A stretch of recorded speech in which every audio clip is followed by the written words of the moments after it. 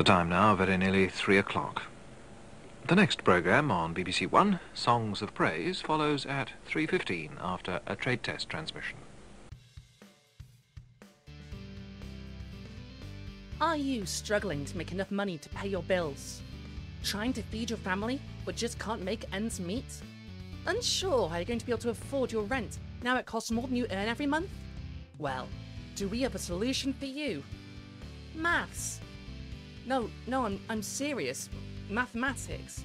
It's government policy. Just hold on.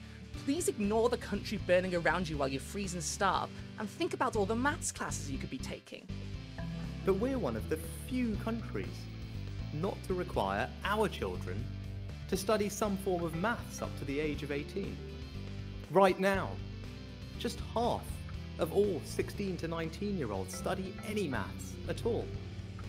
Yet in a world where data is everywhere and statistics underpin every job, letting our children out into that world without those skills is letting our children down. You see, loyal viewers, here at the Daily Telegraph, we've partnered with our pint-sized Prime Minister Rishi Sunak to solve all of the country's problems.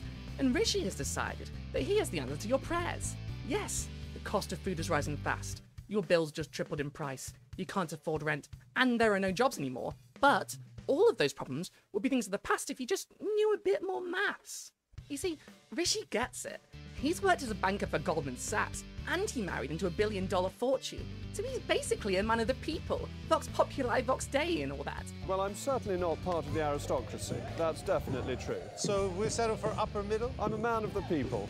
Vox populi, vox dei. In fact, Rishi is so good at maths, he's calculated that by changing the law so kids have to study maths until they're 18, the entire sweeter crisis hitting the dumpster fire of the country that is the UK right now will immediately go away. It's genius.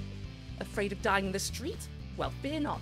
In 2 years, Jimmy here will be able to do a bit more algebra than you, and he's sure to help you out, whether he learns to code or goes to work in finance like normal homeless people do. What do you have? Do you work in a business? Do you want some fruit? I'm homeless. I'm actually a homeless person. Rishi Sunak is going to get you out of your misery by making you maths your way out of it. I mean, by making children maths their way out of your... Dan, is this right? How does this solve anything? Hold on, viewers. Don't adjust your screens just yet. I'm supposed to be here talking about maths. I'm Brigitte Empire, science and culture correspondent for the Daily Telegraph, the only newspaper whose staff still remember when we had to count using letters because numbers hadn't been invented yet. I've been tasked with making sense of the UK government's plan to save the country in 2023 by making some teenagers do 2 more years of maths, which is a harder task than it sounds, since that policy won't help out anyone at all. You see, a lot of the problems the UK is currently facing aren't due to a lack of skills on the part of the younger generations, but on decades of austerity, an economic policy of reducing and cutting government spending wherever possible, privatising public services, and cutting lifelines to the poor, such as welfare, healthcare, and, funnily enough, education. You see, in an ironic twist of fate, Rishi Sunak is going to find it very difficult to implement his policies of increasing years spent in mandatory maths education because this country is currently facing a shortage in maths teachers, a direct outcome of austerity's crumbling away of our education system. You see, when teachers get paid absolutely naff all, are forced to do extra hours to make up for staff shortages, are prevented from making career progression, and are kept from pay rises that match inflation, being a teacher is a pretty thankless job, especially when you consider the amount of debt you have to go into to become a teacher. Teaching degrees don't come for free after all, and you probably need both a teaching degree and a maths degree for this environment. They don't just give out jobs to everyone, you know, that'd be socialism. Socialism is when the government does stuff. I'm going to forgive all that, however, because I'm such a patriot. I will assume that the workforce necessary for this will just magically appear out of the ether, where all that money promised to the NHS and the Brexit bus must have kept disappearing into. If all this works, it might befit Sunak to take some of these classes himself. You see, the government scheme to help people with their energy bills is currently directly paying the energy companies to offset costs to customers, with the promise that these discounts will eventually have to be paid back somehow. But because Sunak is the Prime Minister, and because he has a massive majority in Parliament, he could easily just cap the amount energy companies can charge people, like Macron did in France. Like, he's not a socialist, not by a long shot, but he did that to prevent total societal collapse. Perhaps that would be an idea, like, not totally collapsing society. Maybe that would be a good idea. Rishi, perhaps we could try that, instead of shoveling record profits into the gaping maws of energy companies, while the people you're giving a supposed discount to still can't afford their insanely inflated energy bills. In fact, why not nationalise the energy companies? It would be cheaper than your current plan. You'd be able to directly control energy prices, and you'd be able to use it for propaganda despite running them into the ground, you know, like you've been doing with the NHS. It's a win-win-win. Take notes, Rishi. I don't do this for free. Subscribe to my Patreon, Rishi. Rishi, I can't afford my bills. Rishi, my rent is too high, and my bills are too high, and my debts are increasing, and I'm burned out, and I can't work anymore. Rishi!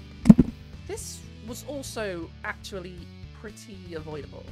You see, a bunch of countries comparable to the UK didn't suffer falling standards of living as bad as this, because they didn't go so fucking hog wild with austerity. You know, Germany, Canada, the Netherlands. Have you heard of them, Rishi?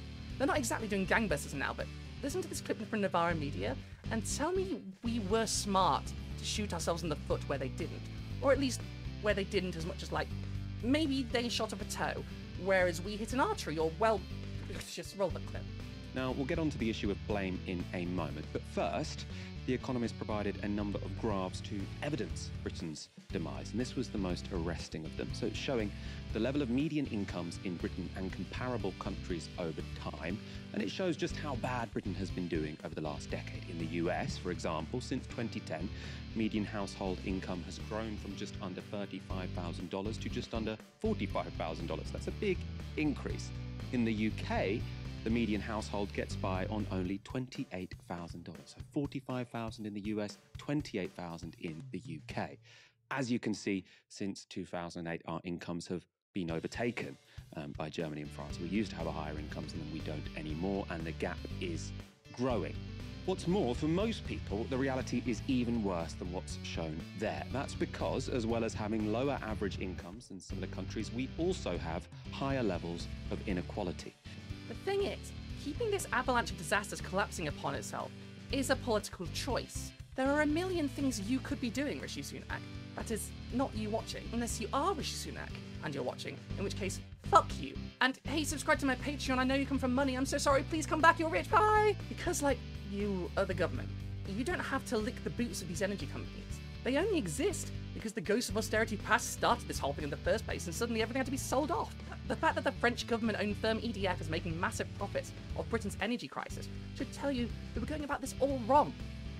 You know, when Deutsche Bahn is running your trains and you're wondering why the country isn't absolutely raking it in, maybe you might just consider that it's because all our money is going to firms owned by other countries' governments, where we could be getting them.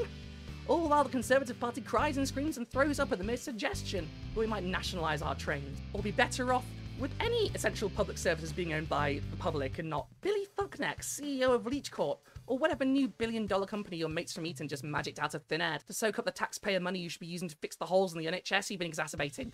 Rishi, we don't want private healthcare, babe. We don't. The Americans don't even want it anymore, and they were the last fuckers on earth that even dared to suggest it might be a good thing still. And that's only because half the country have egos the size of Nebraska and hate to admit they might have got something wrong. Most of them have known it was shit for the entire time. You have the keys in your hand, Rishi. You have a million different options, and you're choosing to do nothing. Fucking stop that. Do something. It's getting really bad out here. I'll fucking take anything at this point. UBI. Deporting me specifically to somewhere less fucked. Shooting Keir Starmer into orbit. Anything would be better than what's happening right now. Just fucking... Dan! Oh, that's why you're here. Oh, thank you. That was a close one. Sorry, viewers. It seems my ranting time is up. Just in time, too. I was about to pop a vein. You see, viewers, Dan's New Year's resolution was to let me say something left-wing for 5 minutes without interruption one time as a treat. And I'm done. I'm back to being a conservative shill.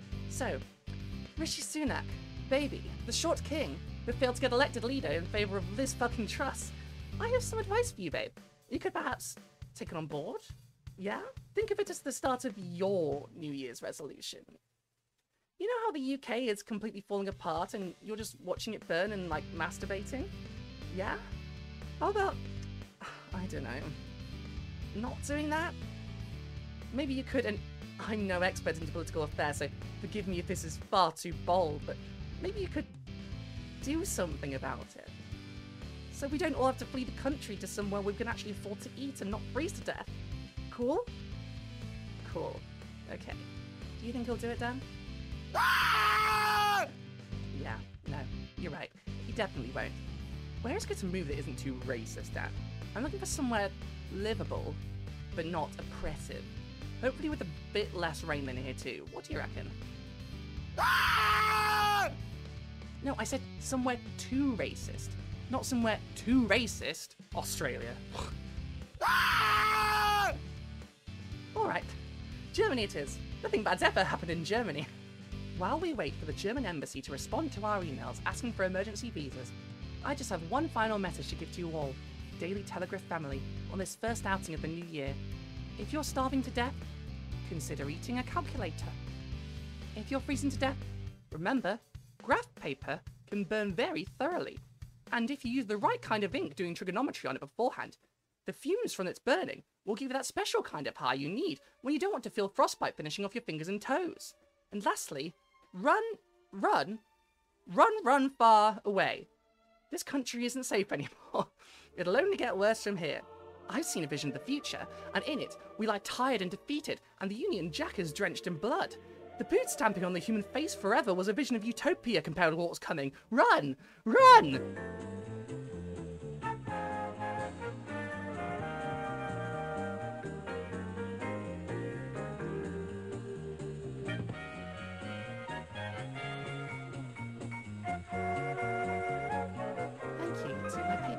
For supporting this channel. I'm extremely grateful for their help, as without it, I would be having an even more my god. I'm extremely grateful for their help, as without it, I would be having even more of a mental breakdown than I am already. Thank you to Joey Cobalt, Shottius, MTMS, Scarjan, and Narania for your support. Consider joining them. Then, I might tattoo your name into my flesh and become your sworn sword. Or maybe I'll say your name at the end of the credits. Give you some videos early, ask questions for my podcast with YouTube's very own Alexander, and get access to the Patreon Discord that I'll have up soon. Either way, like, comment, subscribe, and I love you all. And help. Help. Please.